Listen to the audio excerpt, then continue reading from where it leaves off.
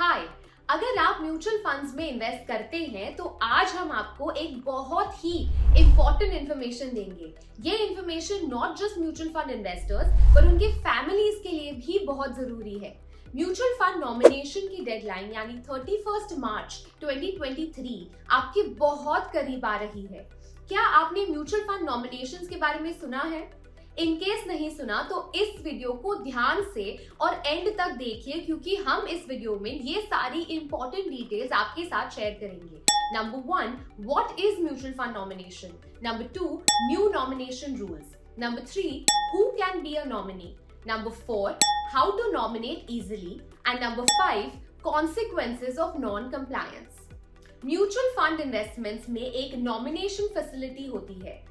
इससे आपकी इन्वेस्टमेंट एक नॉमिनी को मिल जाती है आफ्टर योर डेथ। ये नॉमिनी आपका कोई फैमिली मेंबर, फ्रेंड या अक्वेंटेंस हो सकता है।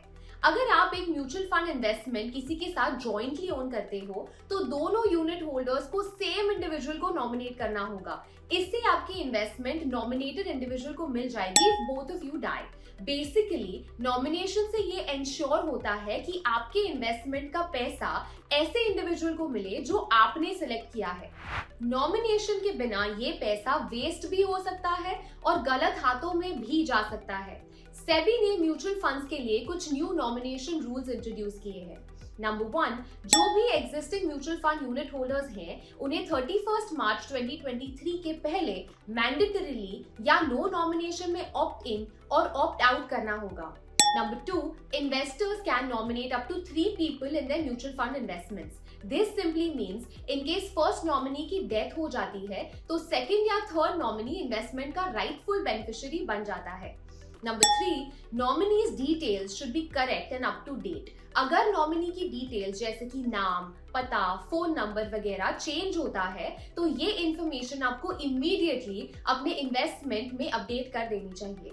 Number 4, minors can be nominated in mutual funds. लेकिन इसमें कैच ये है कि जब तक माइनर की एज 18 इयर्स तक नहीं हो जाती, नॉमिनेशन गार्डियन के नाम पर रहेगा। माइनर की एज 18 इयर्स होने के बाद वो इन्वेस्टमेंट का राइटफुल बेनिफिशियरी होगा। Number 5, nominations made before 2016 to be updated as per new rules. Jin investors ने लास्ट 5 इयर्स में नॉमिनेशन डिटेल्स अपडेट नहीं की, उनके पास 31 मार्च तक की डेडलाइन है।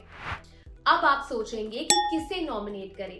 As per SEBI rules, nominee can be any person. In case of a minor यानी individuals under the age of 18, nominee के गार्डियंस की डिटेल्स प्रोवाइड करनी होगी। Non-resident individuals can also be nominees, but they have to follow certain exchange control rules. Investors, central government, state government और local authority को भी nominate कर सकते हैं। Entities जैसे कि trust, society, company, partnership firm and HUF can not be nominated. अब सबसे important सवाल, nomination कैसे करें? आप म्यूचुअल फंड नॉमिनेशन प्रोसेस आसानी से ऑनलाइन कर सकते हो इन 4 ऑप्शंस में से किसी एक के थ्रू। Number 1, MF central.